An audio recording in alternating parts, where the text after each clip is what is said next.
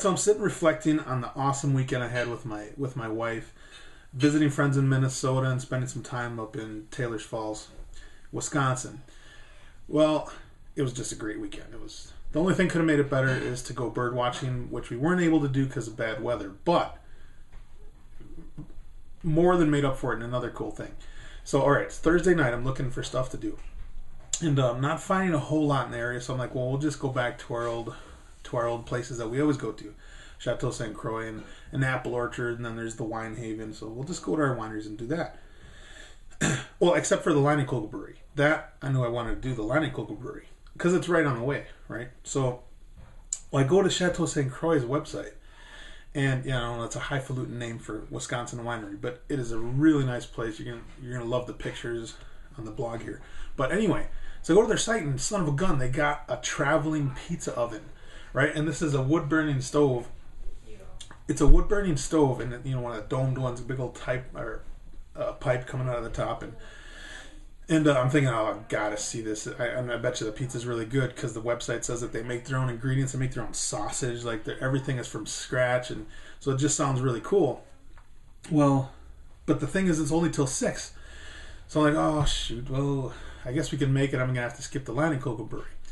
Well, but I definitely want to do it. So Friday, we have to leave kind of late because we got some stuff to do. So I call in the morning just to be sure. I'm like, hey, you guys are there till 6. Pizza's still on. The weather's kind of bad. It's like, oh yeah, they're going right now with it. And cool, you're there till 6. Yes, cool. Well, halfway there, I call again just because I'm so OCD, and I'm like, okay, so you're there till 6, right? The pizza still goes, oh yeah, we're there, we're good. And I'm like, excellent. I'm barely gonna make it, but I'll make it. So we passed the Leinenkugel Brewery, right? I mean, see signs for it. I'm like, no, gonna go to the pizza oven. Well, we get there. It's 5:20. I'm like, whew.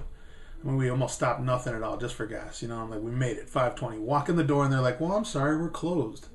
Like, yeah, the pizza oven's down. I was like, the pizza's up. I was like, oh, no way, for real.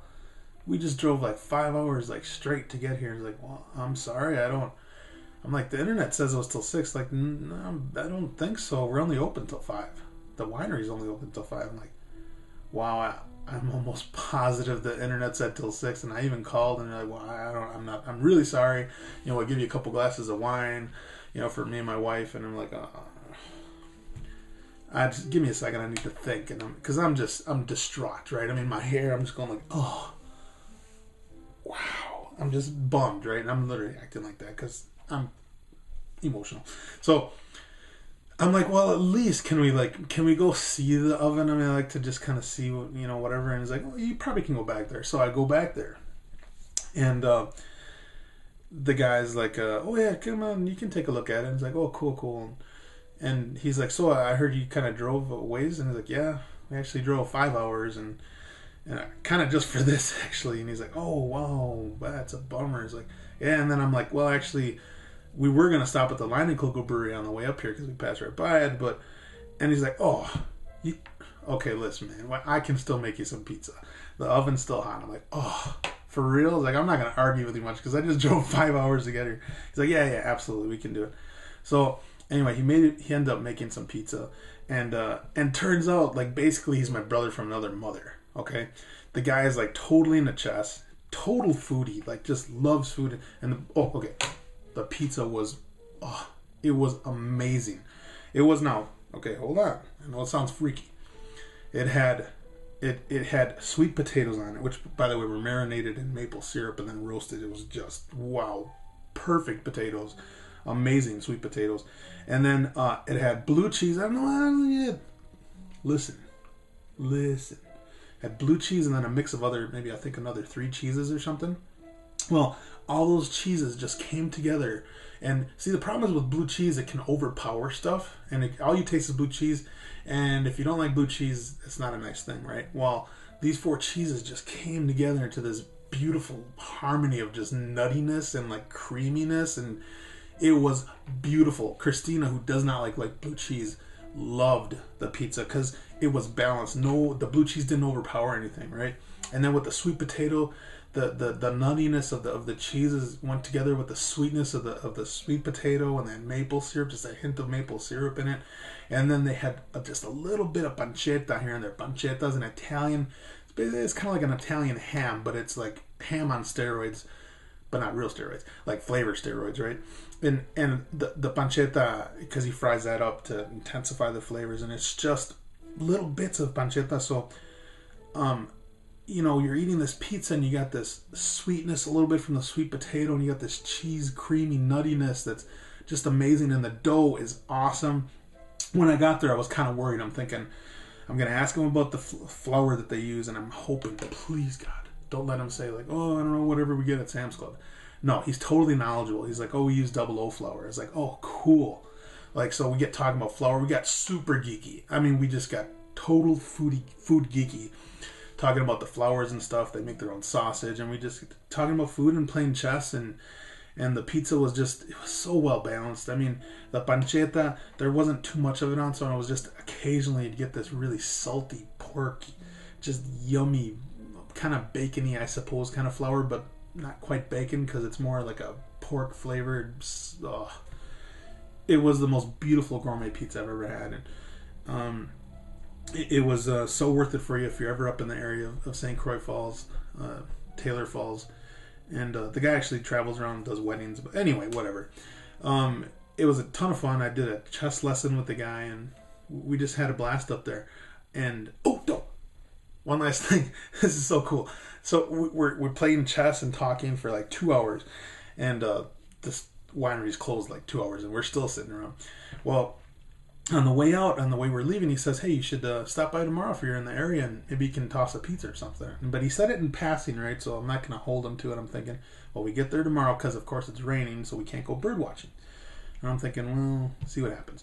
So it's super crazy busy. We get there, and so we're trying to stay out of the way. And then it finally slows down, and then they're like, well, we're going to make a pizza to sample around for people. I'm like, hey, you think, I know you said yesterday I might be able to make. He's like, oh yeah, come on back and you cook it.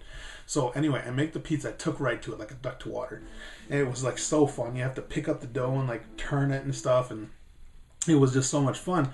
Well, and then he comes by like after I've made a couple of them, and he says, hey, how long are you gonna be in around here? It's like, what, for a while. He's like, maybe half hour. I was like, yeah. He's like, well, I kind of need to run into town for something. You don't think you could possibly like watch the oven for me, do you? And I'm like, yeah, that would be super cool. So he's like, if you're serious, yeah. He's like, well, you work for the pizza though? I was like, I looked at him like he was an idiot, and he's like, oh, okay, I guess you'll work for pizza.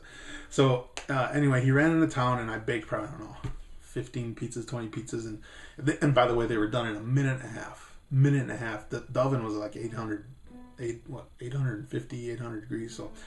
But it was a blast, and I couldn't stop smiling the whole time I was making the pizza, and it was just a great time. And so I'm going to share a little bit with you. I got a really short video of me making some pizza, so I hope you enjoy it. All right, so we just got the pizza just put in here, and what I'm waiting for is it's oven spring. I'm waiting for the dough to rise, but the technical term is oven spring. As soon as it starts to rise, as I got a little bit of oven spring, which is just starting to happen, then I can put the peel underneath it and start moving it, because it is very hot. It's about 700, 750 degrees in there. So I've got a little bit of oven spring. I'm just going to turn it. I'm going to pick it up here and turn it like so. And I'll just keep on turning it because obviously hotter in the back. Got to keep it turning pretty frequently, because it is so hot under there. Now we definitely got all kinds of oven spring here.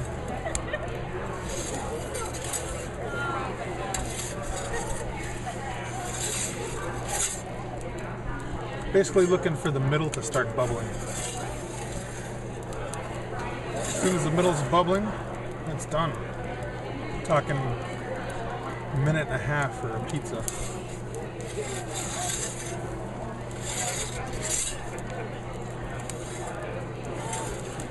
Close here, actually.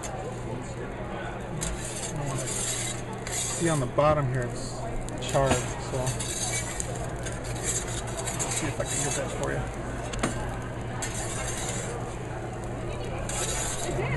Are really good for